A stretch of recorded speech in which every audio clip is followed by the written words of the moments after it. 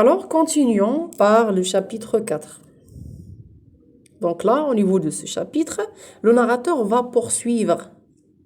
Donc, il va faire suite au dernier événement au niveau du chapitre 2. D'accord? Donc, on a vu une rupture du récit au chapitre 3. Donc là, le narrateur va faire la suite du chapitre 2. Donc, le dernier événement au chapitre 2, c'était la fin du procès du narrateur et la voiture qui l'attendait à la porte du tribunal.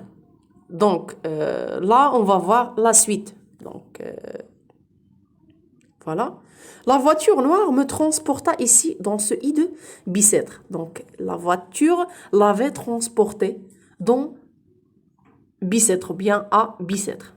Donc, dans ce I2, donc I2, c'est un terme péjoratif. Donc, c'est un mot péjoratif dévalorisant. D'accord? Donc, I2 veut dire donc ce mauvais bicêtre, donc ce bicêtre dégoûtant. D'accord? Muqazzis. Alors, vu de loin, donc là on va remarquer que le narrateur va nous décrire bicêtre selon deux niveaux, d'accord? Vu de loin et vu de près. Donc من بعيد غادي يوصفها لنا كيفاش كانت كتبان ليه من بعيد وملي بدا كيقرب ليها. Donc vu de loin, cet édifice a quelques majestés. Donc l'édifice de Bicêtre a gardé quelques majestés. Donc pourquoi on parle là de la majesté? Parce que Bicêtre, avant d'être une prison, il était un château de roi, bien du roi. D'accord?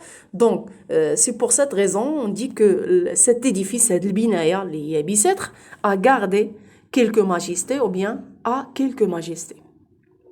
Et se déroule à l'horizon, au front d'une colline et à distance, garde quelque chose de son ancienne splendeur. Donc, Bicêtre, il garde encore son ancienne splendeur. Donc, il garde sa beauté. D'accord? Donc, un air de château de roi. Bien. Mais, donc, comme vous voyez, donc, la vue de loin, le narrateur a fait une description valorisante. D'accord? Donc, il a décrit Bicêtre d'une manière valorisante. Mais, à mesure qu'il va approcher, donc, il va faire le contraire. Donc, tout à fait le contraire. Le palais devient masure. Donc, comment ça? Le palais devient masure. Un masure, c'est quoi?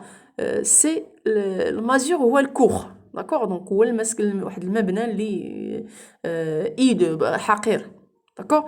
Donc, le palais devient masure. ما بقاش ديك القصر تحول للكوخ. Donc là, on a une antithèse. On a deux termes, bien deux antonymes. Les pignons dégradés blessent l'œil. Qu'est-ce qu'on veut dire par les pignons? Donc, les pignons sont une forme architecturale. Donc, sur la forme d'un triangle. Donc, voilà, donc je vais vous montrer l'image d'un pignon. Donc, ça, c'est un pignon. D'accord? Donc, ouais, de la forme architecturale triangulaire. D'accord? Donc, on dit comme ça. Donc, ça, c'est un pignon. Alors, donc, Bicêtre est composé de pignons dégradés. Donc, ces pignons sont dégradés. Ça veut dire quoi dégradé? Donc, mal fait. Donc, il blesse l'œil. D'accord? Donc, est-ce qu'on peut dire qu'un édifice peut blesser l'œil? Donc, c'est une exagération. Donc, c'est une hyperbole. Bien. Je ne sais quoi de honteux et d'appauvri salit ses royales façades. Donc là, le narrateur pose la question. Je ne sais quoi de honteux, d'appauvri qui salit ses royales façades. Donc, il parle toujours du royal façade. Donc, qui ont devenu salis, on dirait que les murs ont une lèpre. Donc là, le narrateur a comparé les murs de Bicêtre par la maladie du lèpre, par une lèpre. La lèpre, c'est quoi? C'est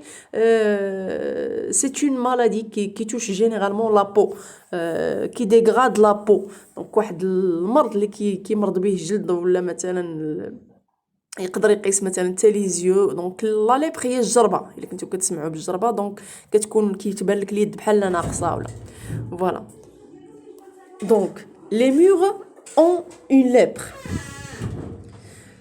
plus de vitres donc pourquoi le narrateur a décrit Bicêtre de cette manière plus de vitres plus de glace aux fenêtres ما كاينش عندنا une anaphore la répétition de plus donc plus de vitres plus de glace aux fenêtres ما كاينش الزاج ما كاينش الشراجم ما فيهمش الزاج mais de massifs donc au lieu de vitres ils ont remplacé les vitres par de massifs barreaux de fer entrecroisés donc il n'y a que le fer كاين غير الحديد في دوك الشراجم ou des barreaux entrecroisés متداخلين بعضياتهم auxquels se collent ça et là quelques haves figures d'un galérien ou d'un fou.